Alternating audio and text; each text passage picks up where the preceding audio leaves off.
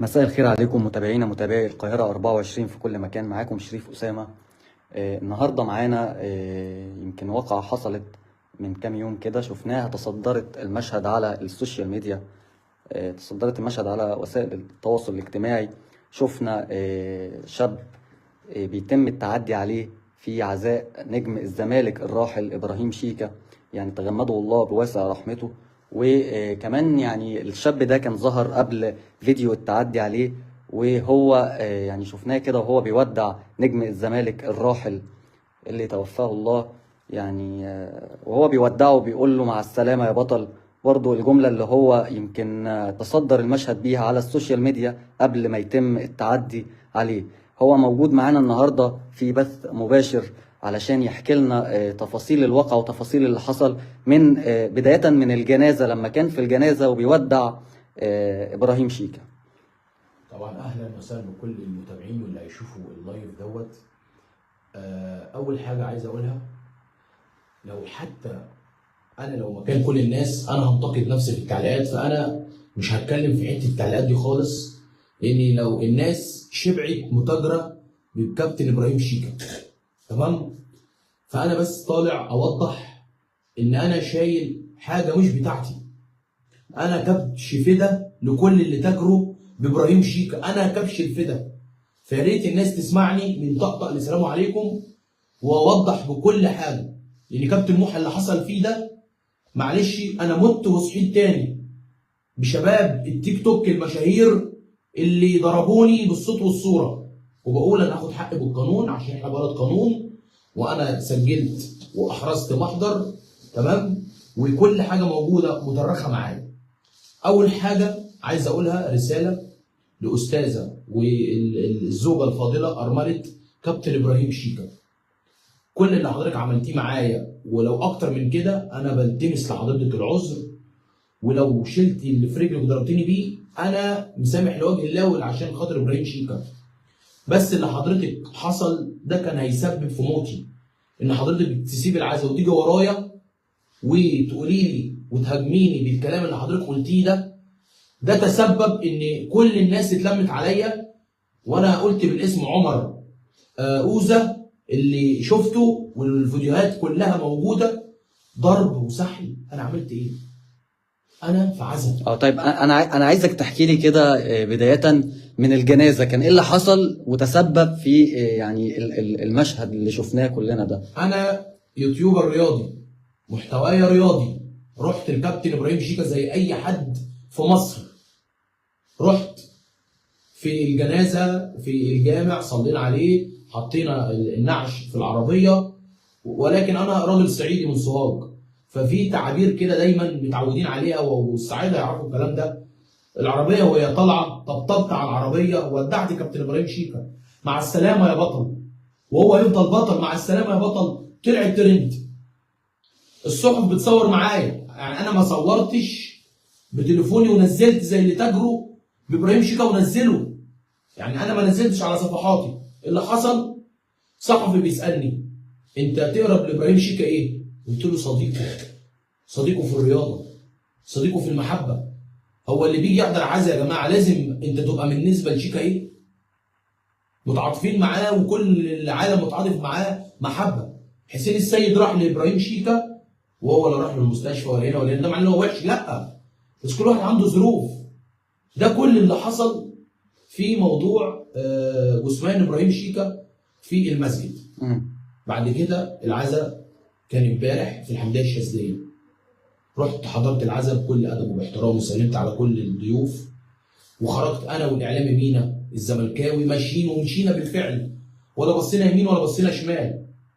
بعد ما ده حصل طلعت ارمله ابراهيم شيكا طالعه بتهاجمني مشحونه، الله اعلم الحاله، كل الكلام ده، كل اي حاجه حصلت انفجرت فيا انا. بسبب ده لقيت تعدي بالضرب وبالشتيمه وفيديوهات مثبته في المحضر وقدام كل الناس، ضرب. بقول لهم بتضربوني ليه؟ انا عملت ايه لكل دوت؟ ده كل حاجه بتفصيله، دي كل حاجه بكل حاجه صغيره. انا بقى رسالتي للمتابعين ولاي حد، انا والله العظيم شايل حاجه مش بتاعتي. المتاجر بابراهيم شيكا هم اللي تاجروا وجت فيا انا ما نزلتش على صفحاتي. قصدك مين بهم يعني؟ صحابه اللي عاملين نفسهم صحابه اللي ضربوني. مم. هي اكتشفت ان هم اللي تاجروا مش انا. انت بتصور صاحبك وهو في النعش بالكفن، بتصور صاحبك في القبور، يا اللي بتقول محا بيتاجر، يا اللي ضربتني، بتنزل فيديوهات وصاحبك متوفي وجايب 20 و30 مليون مشاهده. وبرضه مش هلوم الناس اللي هتهاجمني، ومش هلوم اي حد لو كل التعليقات غلط عليا، من حقك. وانا لو مكان الناس ههاجم نفسي عشان كله بيتاجر او كله تاجر بقضيه ابراهيم شيكا. الناس بتستغرب ده بينزل في الكفن، لا وده ايه وده ايه. ولكن انا برضو حابب اوضح لك حاجه، ان يعني اوقات ما بتكونش متاجره، اوقات بتكون بهدف ان الناس تترحم عليه، اوقات بتكون بهدف ان الناس تدعي له، اوقات يعني احنا برضو بنبص للجانب لو هي الايجابي. الناس يعني تدعي له، معلش تغلط في الصحفيين وكل المصورين وتصور انت، دي رقم واحد. رقم اتنين، اللي عاملين بقى اصحابهم، انا بتكلم بجد بقى، لما صاحبك اتوفى بتنزل قصه، بتنزل كتابه، بتعمل فيديو ليه؟ واخويا مات وده مفيش دمعه، انا اسف. هو ده التمثيل والمتاجره يا جماعه. انا بقى تاجرتي في ايه؟ طيب برضو يعني خلينا نرجع للموضوع، التفاصيل التعدي عليك. احنا شفنا يمكن المشهد، ويعني في اكتر من حد، هم كانوا حوالي كام واحد يعني، حوالي كام شخص؟ انا يعني اللي ممكن ما بين 7 8 في الرنجات دي. في الرنجات دي لان العدد كان كبير. تعدوا كان، هل كانوا معاهم اي نوع من الاسلحه شوم؟ لا لا لا لا هو كله بايديهم. هو مفيش غير واحد بس انا مش كانوا جايين يعزوا يعني في العزا، ولا هم كانوا شباب واقفين ما لهمش علاقه بالعزا؟ بيقول لك ده عمر اوزه صاحبه الانتيم اللي مد ايده عليا، اللي كان واقف في العزا. وكل مشاهير التيك توك يعتبر صحابه. هو مين هيعمل كده غيرهم؟ مين ليه مصلحه في كده؟ هو كل حاجه قاريه نفسيها. فانا ما بشيلش، يعني انا اسف، حاجه انا ماليش علاقه فيها. ما اشيلش ذنب الناس اللي هي تجرت ابقى انا اللي تاجرت، لا. هل حصل اي اصابات من التعدي عليك؟ انت لو حطيت ايدك هنا هتلاقي هنا في زي مطب هنا في دماغي. ده طبعا زي ورم يعني، او ده في حد لابس تيشيرت بيج في الفيديو واضح بتاع التعدي. كل لما الناس يحوشوا ويجي لي تاني ازقه ويجي يضرب تاني، في اخر حاجه مسك حاجه في ايده ما اعرفش ايه هي. ضربني هنا ضربه انا من امبارح لجوزي ده كله مش حاسس بيه. شاب، وبقولها لكل الناس المحترمه اللي بتشوفني، راح عزا وفرح بعد 20 يوم اتسحل. انت فرحك بعد 20 يوم؟ بعد 20 يوم. هل واجهك اي اضرار نفسيه بسبب الموضوع التعدي عليك؟ خطيبتي واخواتي وقرايبي من البلد حاله ذعر لما عرفوا انا اللي بيترجموا عليه كده. قالوا لك ايه يعني لما شافوا الفيديوهات دي؟ انا عياط وطبعا وخطيبتي وقعدت اهدي الدنيا ومعلش وده سوء تفاهم وانا كويس وانا تمام، وحاولت اديلك اعصاب على قدر الامكان. قرايبي واخواتي والناس دي كلهم ذنبهم ايه بخطيبتي وفرحي اللي انا بحضره؟ كنتش هتسمعوا فرحي، كنت هتسمعوا عزايا ليه؟ يا جماعه ابراهيم شيكا الله يرحمه في دار الحق. طيب ليه انت ما حاولتش تتكلم معاهم وقت يعني ما هم كانوا، ولا هم هجموا عليك على طول بدون اي كلام؟ يا فندم انا ما لحقتش ارد يا دوبك على زوجة ابراهيم شيكا، بقول لها اكيد في سوء تفاهم. الضرب من كل ناحيه، الفيديوهات موجوده، لو عايزني اشغلك فيديو دلوقتي مباشر هوريهولك. ضرب بتب من اول المسجد يعتبر لحد الدخله بتاعت نادي الزمالك. كتر خير الصحفيين المحترمين اللي شالوني من الخناقه وخلوني امشي بعيد. انا زمان ما كنتش خلاص.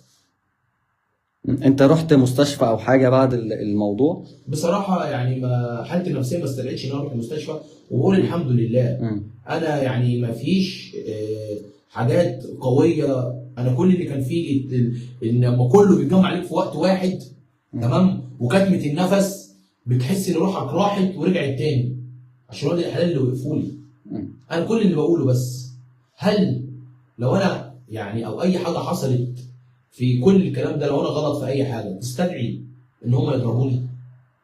ايه اللي يخليهم يضربوني؟ انا لحد دلوقتي مش لاقي ما حاولتش حد يرد عليا. ما حاولتش تتكلم مع حد فيهم؟ هتصدقني؟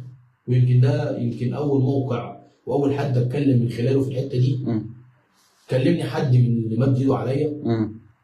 لما عرف بقى الموضوع كبر وكده اهوت، مش ذكر على الاسماء. مم. موحى انت طبعا عارف ان انت غلطان كده، هو بيكلمني كده. مم. تمام، قلت له انت اول حاجه يعني داخل تكلمني كمان بتقول ان انا غلطان؟ يعني انت ضاربني وبتتاجر بصاحبك وداخل تقول لي كمان انت غلطان؟ انت كده بتصالحني؟ انت كده بتراضي حد؟ يعني شوف كمان، انا حاسس ان هم جايين من مش من بشر زينا، دول مش بشر، هم اعلى مننا ولا ايه ولا. ولكن خليني اقول لك على حاجه برضو، يعني يمكن الموقف كان صعب بالنسبه لهم، وهم يمكن مش متفاهمين الموقف بشكل صحيح. فاحنا لو قلنا ان في مثلا صلح ما بينكم، حصل اي حد دعا للصلح او هم كلموك وقالوا لك خلاص وحقك علينا وما تزعلش، يعني هل انت ممكن تقبل بده؟ طبعا طبعا، ومن غير اي ضغوطات. ليه طبعا بقول كده؟ اولا يعني دي حاجه بقدمها اقل حاجه لروح وحبيب الكل كابتن ابراهيم شيكا. تمام، دي اول حاجه. ثانيا انا بس اللي طالبه الصلح يبقى ايه؟ انت ما يعني معلش ما تضربنيش قدام الناس كلها وتغلط معايا قدام الناس كلها ويبقى الصلح في مكالمه تليفون او لا، يبقى في حاجه فعلا محترمه الناس كلها تشوف ان في فعلا الناس دي عرفت بغلطها.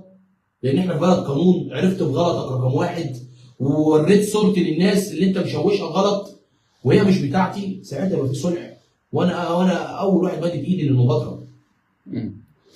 طيب يعني هو يعني زي ما سمعنا كلنا، يمكن بندعو للصلح، لان اللي حصل يمكن حصل في موقف صعب، ويمكن الله اعلم برضو بظروفهم، او اللي هم الكلام اللي وصل لهم، هل هو كلام اللي حصل فعلا او كلام تاني حد كان بيلعب في دماغهم ولا لا. يمكن دي كلها حاجات احنا محدش يعرفها. فبرضو هو بيدعو للصلح، هو بيتقبل انه يعني لو في صلح هو متقبل، وكمان يعني هيتنازل عن المحضر.